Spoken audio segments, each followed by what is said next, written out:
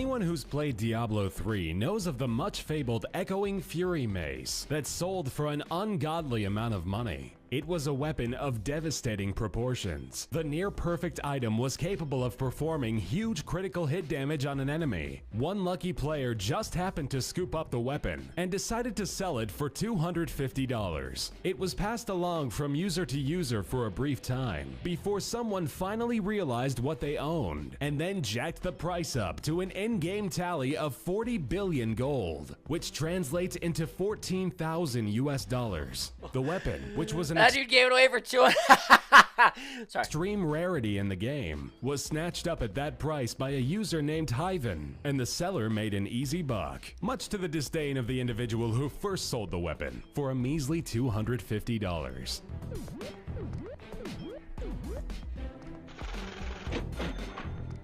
Age of Wulin was the most anticipated game in China in 2013. The free-to-play game revolved around the lore of medieval China and martial arts masters. Before its release, the company that created the game held an auction for players to bid on and purchase in-game weapons and armor. Prospective bidders jumped at the chance to grab exclusive items that would give them a head start over other players. Among those weapons was a sword purchased by a gamer for $16,000. The sword, which was the only one created for the game, was said to have incredible power, allowing the player to maneuver throughout the game with ease. Since many Wait. At the release of the game, they gave out a sword to this guy for 16 grand that was never to be made again, and it was insane. What the fuck? Tech Genius, thanks for the 2 months. Welcome back. This is why you shouldn't make games if you're stupid, you know? Greg John Thomas, thank you for subbing, by the way, dude. Appreciate it, dude. You laugh so hard at this video. Listen, I choose the fucking videos here, okay? Okay? You have a big-ass head. You too. Thank you. Had already played a beta test version of the game. The game's developer was confident that their auction would produce big money results, though they probably never imagined to make $16,000 off of a sword that doesn't really exist.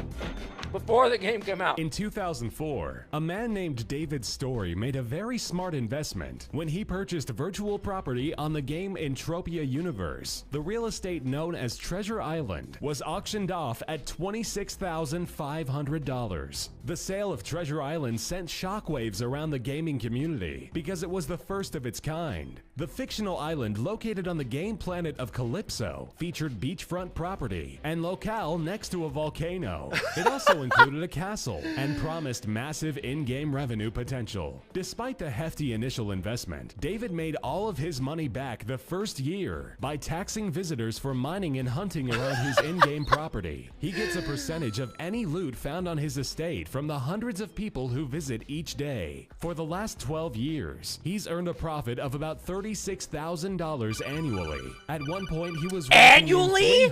Fucking $100 a day from taxes and estate sales. I thought they were saying 36K total.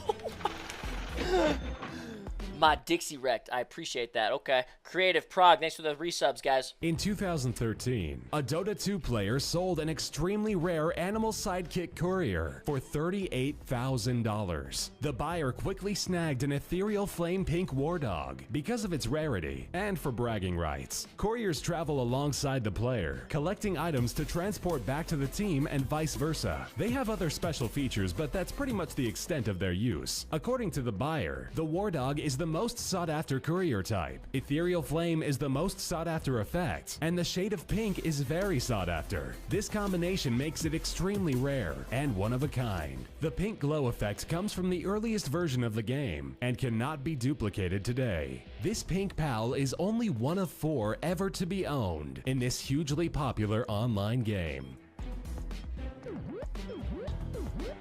Damn, one of 4.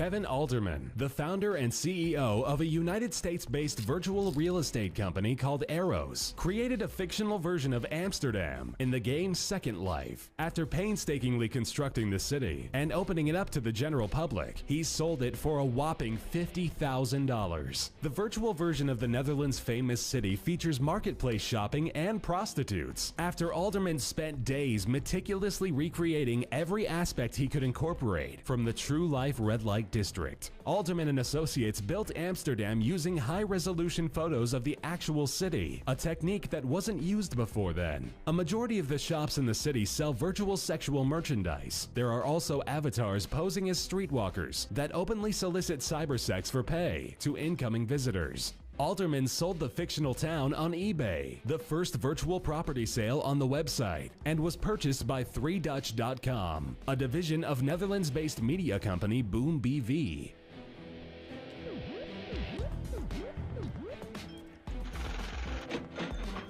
Considered a legendary item in Entropia universe, the green Aatrox Queen egg was purchased from John Never Die Jacobs in 2010 for $70,000. The egg's first appearance in the game came in 2006 with a disclaimer that it would eventually hatch something unseen by the game so far and would be entirely one of a kind. The egg was purchased by David Story, the same man who purchased Treasure Island years earlier, and it eventually hatched Fefox, a large blue dinosaur with immense power that planned to spread more of its kind all across the universe. Players then sought the challenge of infiltrating Fefox nests and analyzing residue to create a toxin to defeat the monster.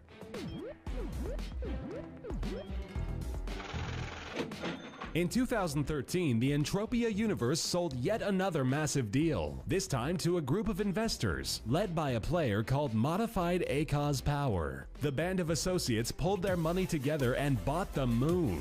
The newly discovered celestial body, known as Monria, was bought for a hefty $150,000. The creators of the game, MindArc, optioned a partnership with the ACOS Troop. Whatever profits come from player interactivity on the planet, MindArc would split with the new owners. They would work together to model and shape Monria to whatever development they deemed appropriate. The Moon Estate includes a lunar command center, 2 lunar habitats, and 8 subsurface caverns filled with unique creatures and rare resources. ACOS was given the opportunity to remold the celestial object in whatever fashion he desired, as long as it was granted by the creators at MindArc.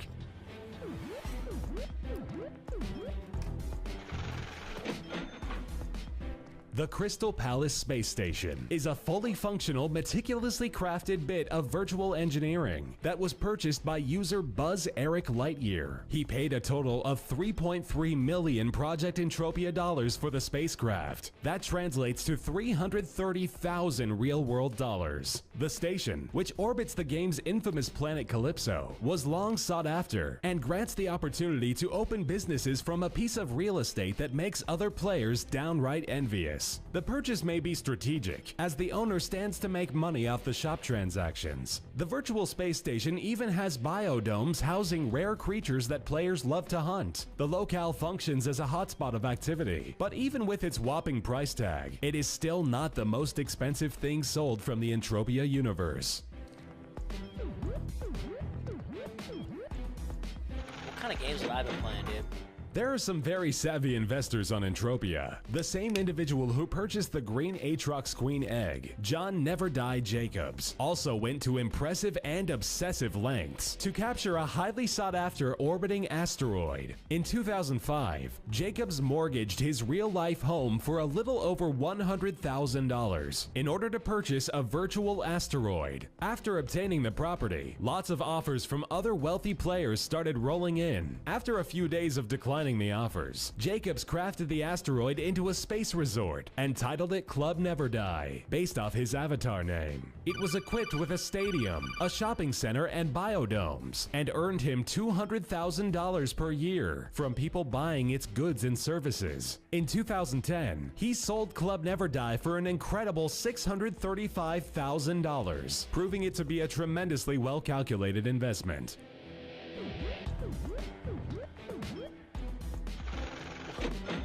No virtual purchase comes close to matching the deal struck between SEE Virtual Worlds and MindArc, which saw Planet Calypso of the Entropia universe bought for the sensational amount of $6 million.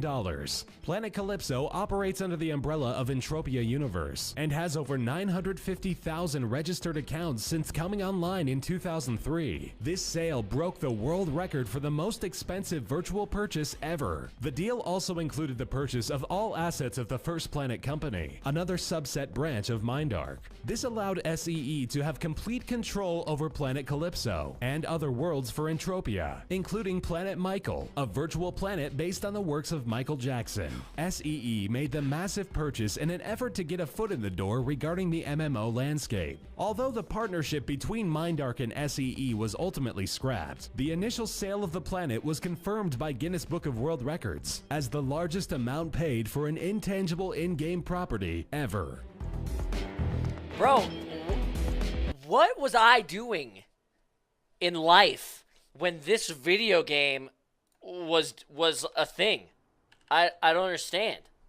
What the fuck was I doing when Entropia was out? Did any of you guys play that game? Imagine spending $330K on pixels, dude. I can't even imagine. That's insane. Imagine selling your fucking house or mortgaging your house and to buy something in a video game and then turning that into $200K a year and then eventually selling it for $650,000. I just can't even. That's fucking insane. How about the guy who made a killing on fucking Second Life, making Amsterdam? Fucking nuts, dude.